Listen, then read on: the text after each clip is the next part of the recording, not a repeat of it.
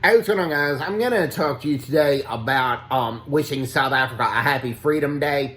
Now, with that being said, yes, it's still April 27th here in the United States, and April 27th is Freedom Day in South Africa. It commemorates the 28 years of South Africa's first democratic election, and more than 20 million South Africans were able to freely vote for the first time ever in the history of South Africa. This really commemorated the true end of apartheid. And some people would say that it ended in 1990 and not 1994 because the segregation system had ended, which is true.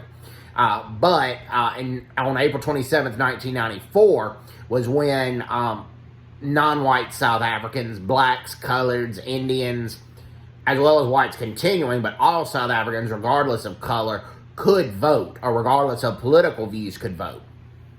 Now, there are some challenges. I mean, definitely some people say they don't want to celebrate Freedom Day because the ANC has not ran the country well, and by and large, they have not in terms of getting clean water to poor rural areas, and they want to blame apartheid for it, but that's not the case. It's the same as lack of paved roads, lack of a good economy, and the list goes on and on and on. And that's a valid point, to be honest with you, because Eskom is in shambles. Load shedding goes on all the time. That is not the fault of apartheid. The other thing is the crime rate in South Africa is just out of control, and it's not just the farm murders. And the farm murders were under control between 1994 and 1999. Nelson Mandela wanted to make farm attacks a priority crime and punish them severely. He said so. I mean, farm commando teams were allowed to function to deter that under Nelson Mandela, but when Thabo Mbeki came to power, he disbanded farm commando teams. And that happened. And the AIDS crisis, it was just out of control, though. The economy got better under Thabo Mbeki, but the AIDS crisis was out of control because Thabo Mbeki refused free contraceptives given to him by the United States as well as the United Kingdom. And the AIDS crisis went out of control. Now, with that being said, you don't need to take this for granted. South Africans can marry whoever they want, regardless of race or color. They can go wherever they want. They can go to whatever movie theater they want. During apartheid, they could not do that. They couldn't go to certain neighborhoods without a pass.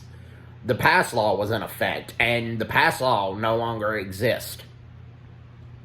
Blacks can legally vote now, and they couldn't under apartheid, and coloreds and Indians really couldn't either. They could to a certain degree, but it was really restricted in many ways.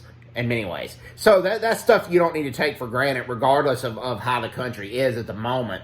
But it is 28 years since South Africa became a free and democratic country, so happy Freedom Day to South Africa. And yes, they have the highest murder rate in the world. That is true. Per capita, or one of the highest murder rates in the world, I should say. I think Honduras and Venezuela are ahead of South Africa. But a very high murder rate, very high crime rate. They have power outages all the time. There are a lot of things that South Africa needs to work on. Now, with that being said, it has one of Africa's largest economies. South Africa is a world player on the rugby stage. They won the Rugby World Cup recently. I mean, there's a lot of accomplishments that South Africa has done, but they've got a lot to work on. I mean, just because they're now a free and democratic country don't mean they have issues. I mean, they do. And the ANC, the elected government, has not ran it well. Let's just be honest. So everybody's doing well. Take care. God bless them. Bye-bye. Bye-bye.